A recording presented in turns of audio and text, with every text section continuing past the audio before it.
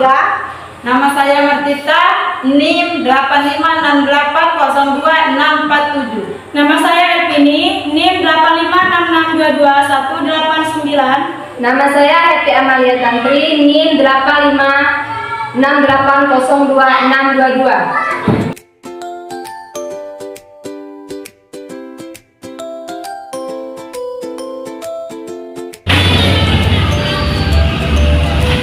Assalamualaikum warahmatullahi wabarakatuh, anak. Waalaikumsalam warahmatullahi wabarakatuh. Selamat pagi semuanya. Selamat pagi. Bagaimana kabarnya hari ini? Baik. Ya, alhamdulillah baiklah. Anak-anak, sebelum mulai pelajaran, mungkin kita akan berdoa dulu menurut kepercayaan masing-masing. Kita menundukkan kepala kita. Berdoa mulai. Berdoa selesai.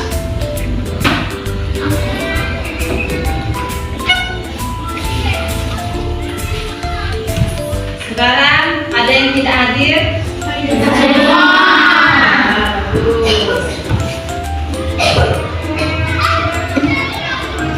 Ibu kemarin sudah menjelaskan tentang kebersihan di sekolah maupun di rumah ya. Dalam kebersihan di rumah sekolah atau di rumah, kira-kira apa yang sudah kalian lakukan atau terapkan di sekolah maupun di rumah? Contohnya bisa seperti piket kelas, buang sampah pada tempatnya. Kalau di rumah, membantu orang tua membereskan tidur ya, itu. Karena kebersihan ini sebagian dari iman ya. Kita jorok, kawan adalah mendekati. Oke.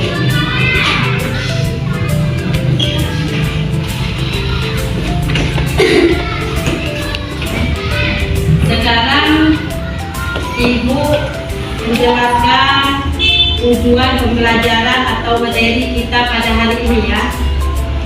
Yang pertama, setelah mempelajari materi yang dibahas, siswa dapat mengenal cara memenuhi kebutuhan hidup sehari-hari.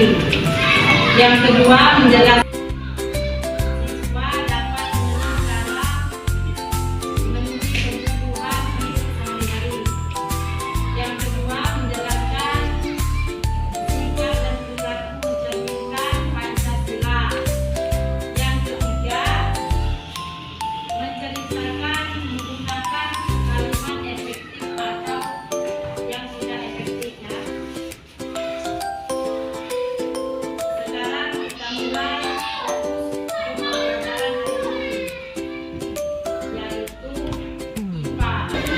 Bella, Ibu akan menjelaskan, yaitu mengenali kebutuhan kehidupan sehari-hari atau kebutuhan hidup kita.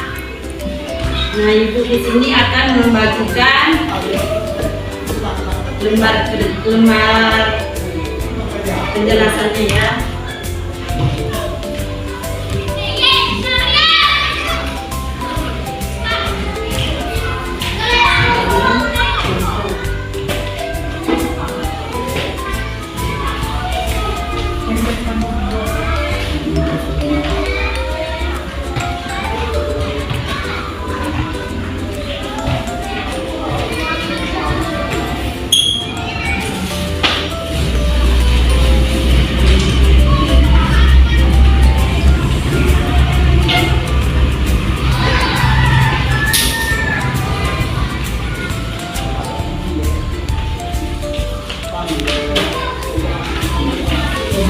Nah, di situ ada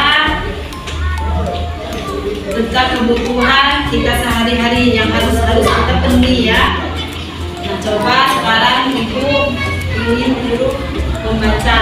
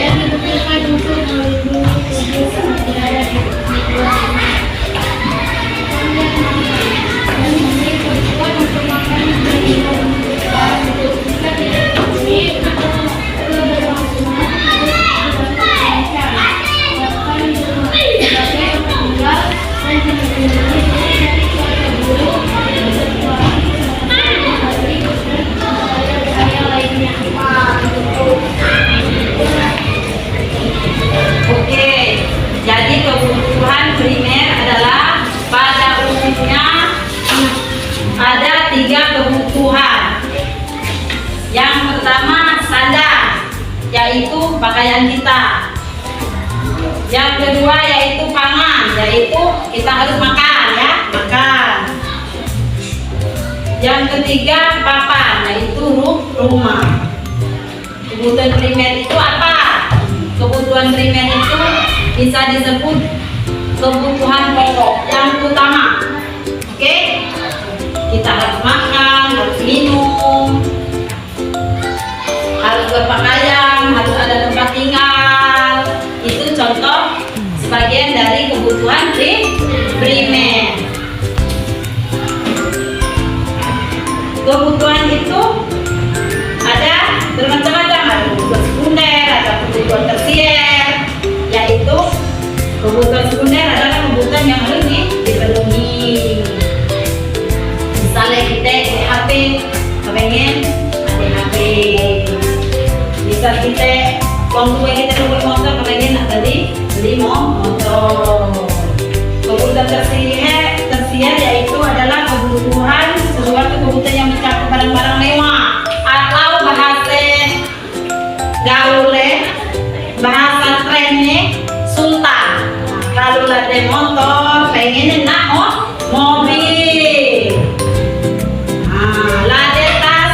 Tas yang murah, kepengen tas yang branded, tas yang mahal. Wow. Oke, sudah paham ya yang dimaksud dengan kebutuhan kita sehari-hari. Nah, Ibu sekarang salah satu saja ya. Salah satu kebutuhan contoh kebutuhan kita sehari-hari yang ada yang pernah kalian lakukan. Misalnya kalian harus apa? Kebutuhan hidup kita ya. Harus apa? Harus minum, terus harus makan, harus berpakaian. Ngerti ya? Oke. Kalau Ibu kasih soal mungkin sudah ngerti ya? Oke.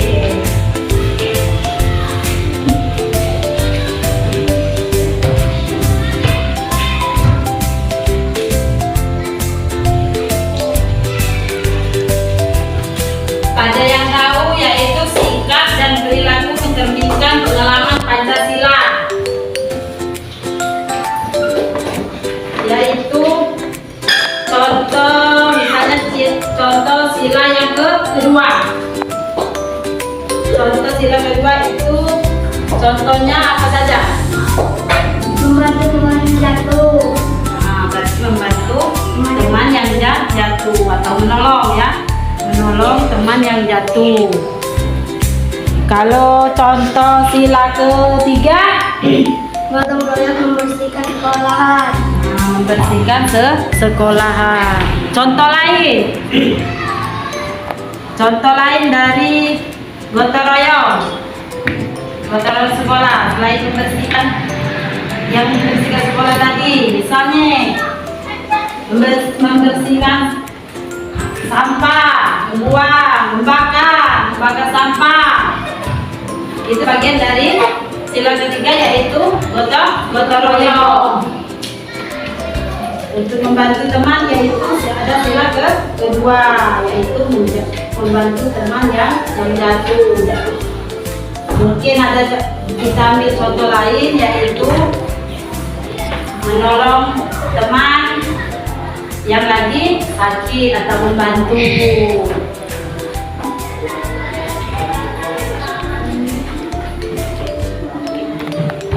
Sekarang Ibu akan membagikan tugas ya.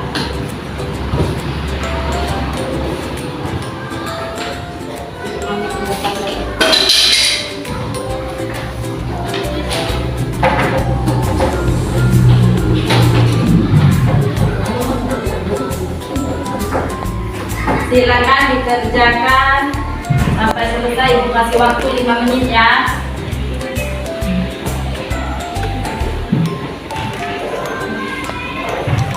Nah, kalau sudah silakan dikurung ke depan. Ayo bawa ke depan.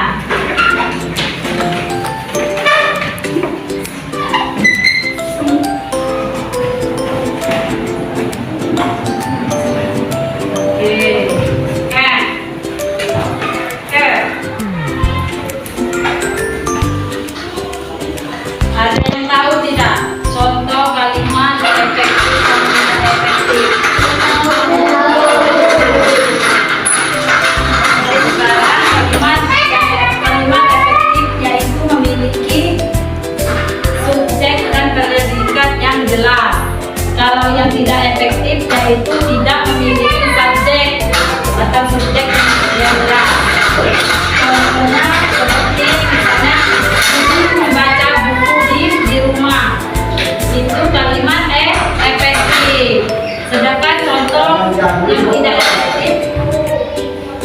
Di rumah Budi membaca buku.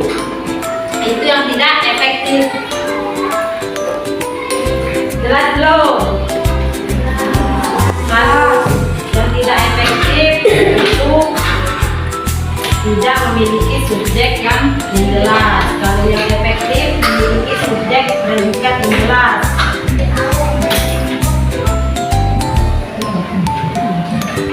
Ibu ada contoh lain, contoh kalimat efektif yang mencerminkan penerapan Pancasila dalam memenuhi kebutuhan sehari-hari.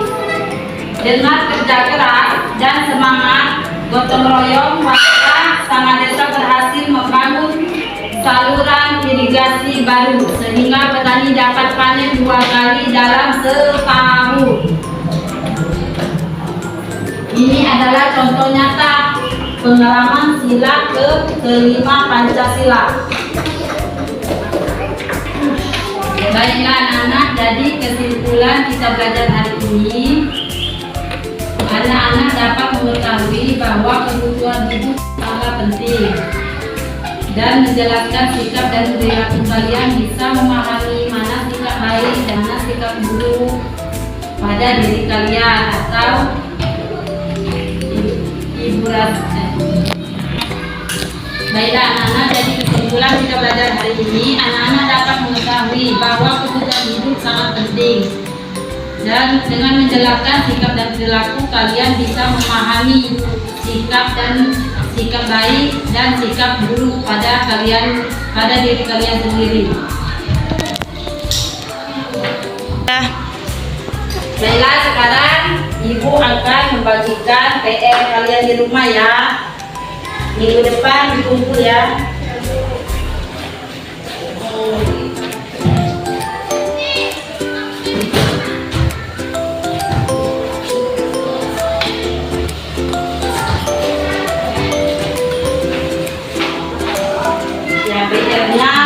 Mengenai kalimat efektif dan tidak efektif. Minggu depan silakan dikumpul minimal 2 contoh.